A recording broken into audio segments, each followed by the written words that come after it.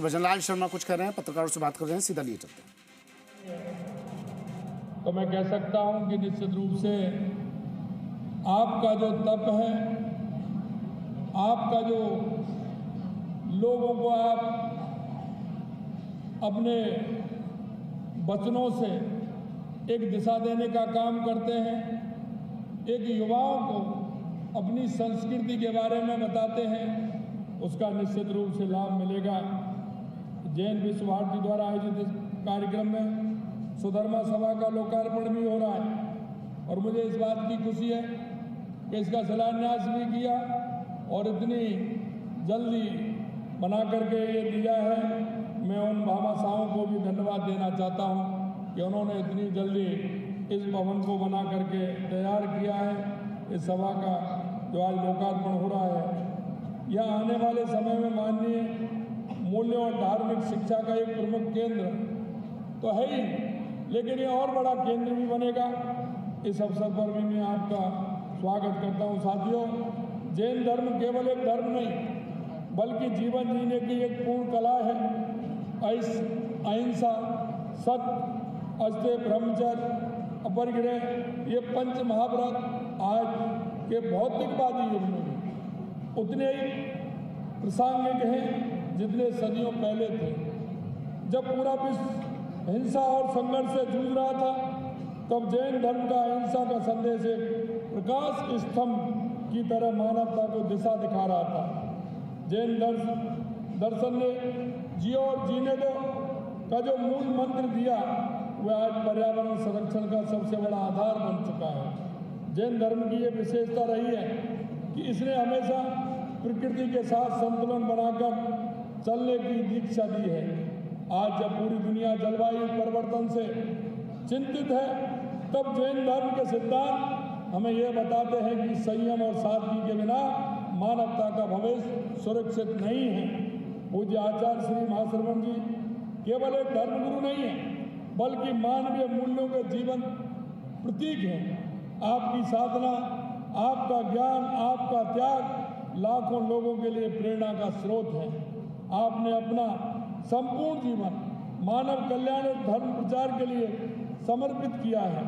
आपकी शिक्षाओं में जो सरलता, व्यावहारिकता है, वो हर वर्ग के लोगों को सीख देती है।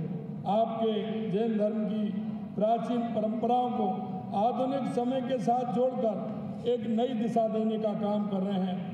आपका ये योगदान केवल जैन समाज के लिए नहीं बल्कि संपूर्ण मानवता के लिए वरदान है।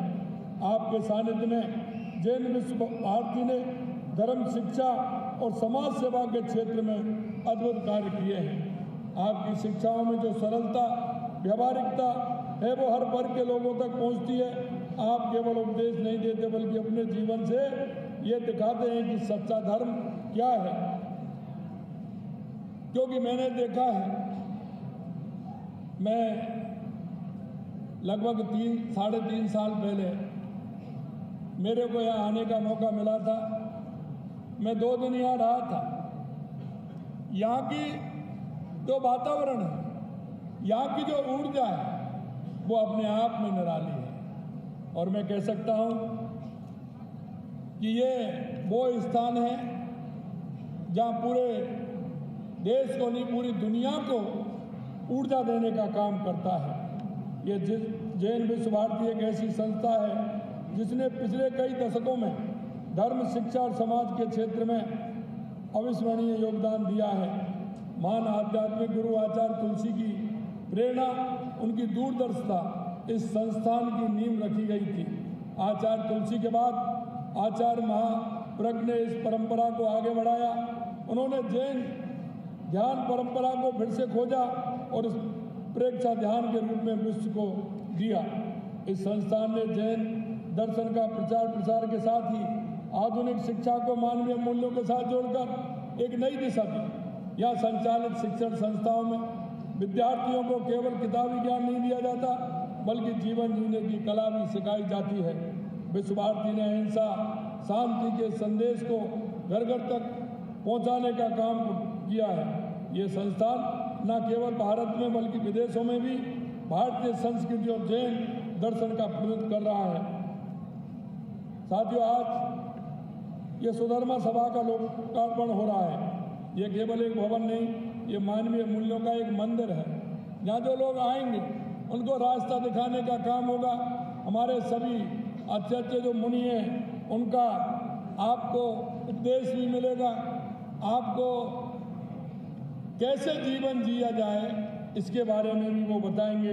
यहाँ सत्य, अहिंसा और करुणा का संदेश दूर दूर तक जाएगा। राजस्थान सदैव आध्यात्मिकता और सांस्कृतिक गतिविधियों का गढ़ रहा है और ये संस्था इस परंपराओं को मजबूत करेगी। ये सभा भाग दौड़ भरी जिंदगी में लोगों को ठहरने का, सोचने का, भीतर अपने अंदर झांकने का भी जो काम है वो भी इसमें होगा। इस संस्थान से जो ऊर्जा निकलेगी वो न केवल जैन समाज बल्कि पूरे क्षेत्र के लोगों को जीवन को प्रभावित करेगी। मैं जैन विश्व भारती के सभी पदाधिकारियों और कार्यकर्ताओं को इस भव्य आयोजन के लिए बधाई देता हूँ। आप सबने जो परिश्रम और निष्ठा से ये कार्यक्रम आयोजित किया है ये सराहनीय है।